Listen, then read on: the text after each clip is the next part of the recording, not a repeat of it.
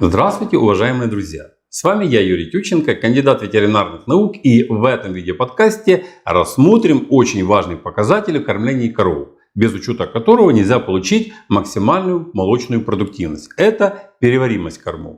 Для того, чтобы корова дала максимум молока, необходимо, чтобы она съела как можно больше сбалансированного корма, содержащего максимум сухого вещества и энергии. Это аксиома. Но этого недостаточно.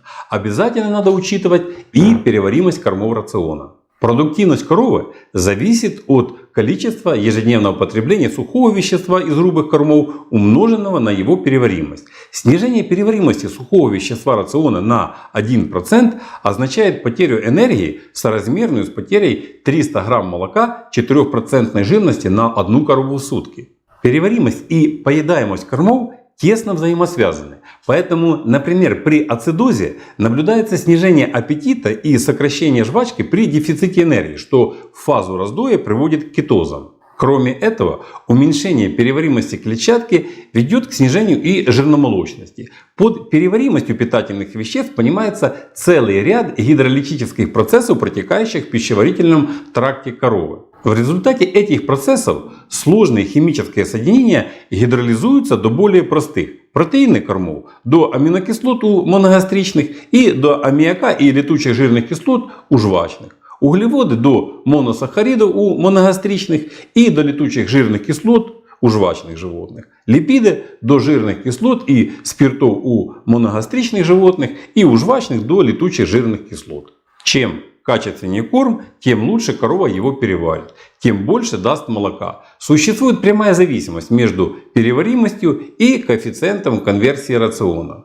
Факторы, определяющие переваримость питательных веществ рациона, весьма разнообразны. Условно их можно разделить на две группы. Факторы, связанные с самим животным, и факторы, связанные с кормами и кормлением. К первой группе факторов можно отнести породу, возраст, индивидуальные особенности и физические нагрузки. А вторая группа факторов – это корма и кормление. И если на первую группу факторов мы сильно повлиять-то и не можем, то на вторую можем. Лучше перевариваются рационы разнообразные по набору кормов. И лучше всего кормить коров кормосмесями. Также влияет на переваримость рационов и кратность кормления. Переваримость рационов повышается, если корма скармливают несколько приемов. Это происходит за счет более равномерного поступления кормов и выделения пищеварительных соков. Объем рациона должен быть оптимальным. При чрезмерном разовой кормовой даче переваримость снижается. Также влияет на переваримость кормов время кормления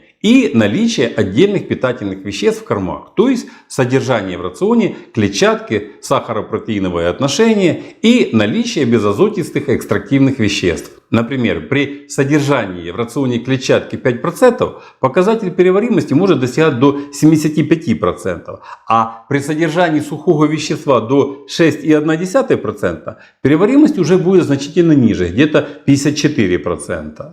Также переваримость травы очень сильно зависит от фазы ее развития. Так, в начале колошения показатель переваримости может достигать 75%. И с дальнейшим развитием растения этот показатель уменьшается. Так, уже в начале колошения цветения он будет 66%. При цветении 60%. А при созревании этот показатель будет уже около 56%. Переваримость всегда имеет самые высокие значения в молодой, незрелой растительной ткани и самые низкие в зрелой. Поэтому заготовка сена в правильную фазу имеет огромное значение. Очень сильно влияет на показатель переваримости подготовка кормов к скармливанию, степень их измельчения. Цельное зерно переваривается значительно хуже, чем плющенное или дробленное. Солома, ничем не обработанная, имеет переваримость сухого вещества около 55%, а переваримость обработанной соломы может достигать до 66%. Причем на показатель переваримости влияет также и выбор химического реагента, которым обрабатывают солому. Рацион коровы состоит из концентрированных и грубых кормов. Качественные концентраты имеют устойчивое значение переваривания, и существенно повлиять на нее очень сложно. Грубый волокнистый корм состоит из клеточных стенок и внутренней части клеток. Внутреннюю часть клеток растений корова переваривает на 95-100%, на что значительно повлиять практически невозможно. А вот клеточная стенка может иметь переваримость от 25 до 70%. Поэтому переваримость рациона в основном зависит от переваривания клеточной стенки, то есть нейтральной детергентной клетчатки НДК. Скармливание зеленых и сочных кормов совместно с другими кормами способствует лучшему перевариванию и усвоению питательных веществ. Рационы, в состав которых входят сочные корма, создают хорошие условия для развития микроорганизмов и переваривания питательных веществ корма. Ученые выяснили, что увеличение переваримости НДК на 1%, только на 1%, увеличивает потребление сухого вещества и надои на 0,25 кг в пересчете на базисную жирность. Это означает, что дополнительные лишь 4% переваримости НДК способствуют росту производительности коровы на 1 кг в день. Разница переваривания между 25 и 70% это 11 кг молока. Это очень много. Одним из основных факторов, влияющих на переваримость клетчатки в целом и ее составляющих, является лигнин. Установлена корреляция между содержанием лигнина в клеточных стенках сена и переваримостью целлюлозы и гемицеллюлозы. Возникает вопрос, как увеличить переваримость НДК? Она зависит от химического состава клетчатки, содержания НДК и КДК, лигнина и его физической формы, то есть нарезки корма. Еще раз напомню, НДК это нейтральная детергентная клетчатка, КДК это кислотно-детергентная клетчатка. Наиболее трудно переваримой фракцией НДК является лигнин, древесина. Большее содержание лигнина соответствует низкой переваримости клетчатки. Лигнин является признаком зрелости растения. По мере созревания содержание лигнина в клетках растений увеличивается, переваримость и питательная ценность корма снижается. В целом, нейтральная детергентная клетчатка является индикатором качества, переваримости и питательности кормов растительного происхождения. Соотношение между составляющими НДК определяет переваримость, а значит и питательное качество растительного корма. По содержанию НДК также оценивают и потенциальную поедаемость рациона, то есть наполняемость рубца коровой, с учетом вместимости самого рубца. Рекомендуется обеспечивать содержание НДК рациона не менее 28%. Оптимальное значение НДК, при котором наблюдается наилучшая переваримость клетчатки в рубце, 37% от сухого вещества. КДК достаточно хорошо коррелирует с содержанием энергии в корме, поэтому этот параметр иногда используют в формулах регрессии для расчета переваримой энергии. В дополнение к КДК для балансирования рациона используется параметр, определяющий количественное содержание лигнина в корме, как показатель переваримости клетчатки, позволяющий оценить переваримость всего рациона в целом. Можно выделить несколько этапов кормопроизводства, где мы можем повлиять на переваримость. Это выбор сорта или гибрида кормовой культуры, фаза скашивания, качество брожения заложенной в хранилище зеленой массы и длина нарезки. Кстати, хочу обратить ваше внимание, что, например, коротко нарезанный корм не имеет структурности, и он мало времени находится в рубце. Он опускается на дно и в жевании жвачки не участвует. Такой корм переходит из рубца, и в следующих отделах желудка клетчатка не переваривается. Одним из эффективных методов подготовки кормов к вскармливанию является экструзия.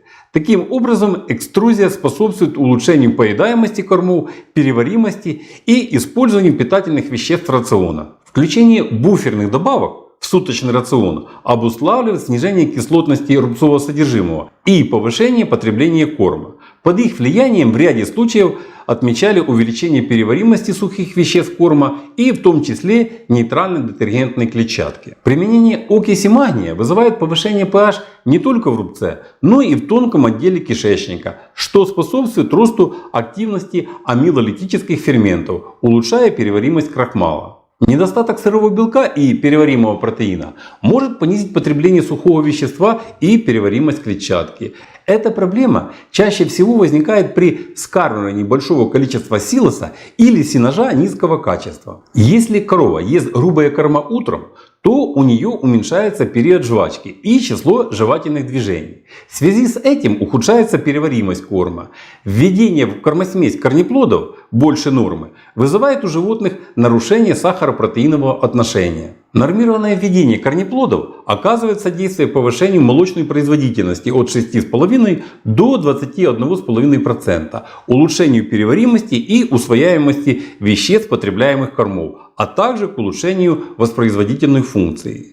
При недостатке легко ферментируемых углеводов в рационах, когда сахаропротеиновое отношение меньше 0,8, нарушается процесс брожения в преджелудках, что ведет к снижению переваримости питательных веществ, ацидозу и рождению физиологически незрелых телят и диспепсии. Использование рационов с повышенным уровнем протеина оказывает положительное влияние на переваримость питательных веществ. При введении в рацион разновидности пивных дрожжей переваримость коровами сырой клетчатки возрастает на 10%, а потребление сухого вещества на 1-2 кг, что обеспечит повышение удоев на 5-7%. Повышение эффективности использования кормов и продуктивности животных в наибольшей мере достигается приготовлением полнорационных смесей, сбалансированных по всем питательным веществам, макро- и микроэлементам согласно научно обоснованных норм кормления. Применение кормосмесей обеспечивает повышение продуктивности крупнорогатого скота на 9-16% и снижение затрат кормов на единицу продукции на 10-12%. Одним из условий эффективного пищеварения является наличие у коровы оптимальных оборотов рубца, скорости переваривания корма и освобождения рубца. Слишком быстрые обороты рубца снижают скорость переваривания клетчатки, так как частицы основного корма выходят из рубца слишком быстро.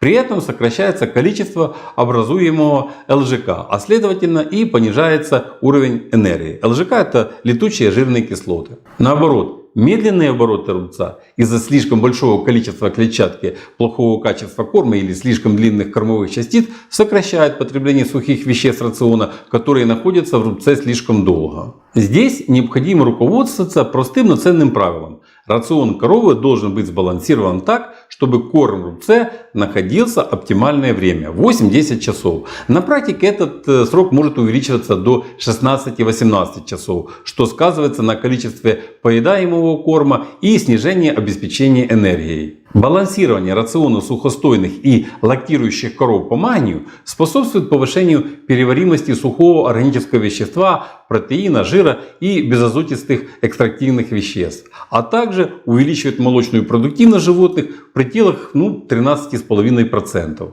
Доведение в составе рациона 0,6 мг йода на 1 кг сухого вещества способствует увеличению переваримости протеина, повышает долю уксусной кислоты в содержании рубца до 69,5%, на 0,22% повышает жирность молока и на 10% выход молочного жира. Как видим, переваримость — это очень важный фактор, без точного расчета которого нельзя получить много молока. А пока на этом все. Здоровья вам и вашим коровам. Подписывайтесь на наш канал и до новых встреч!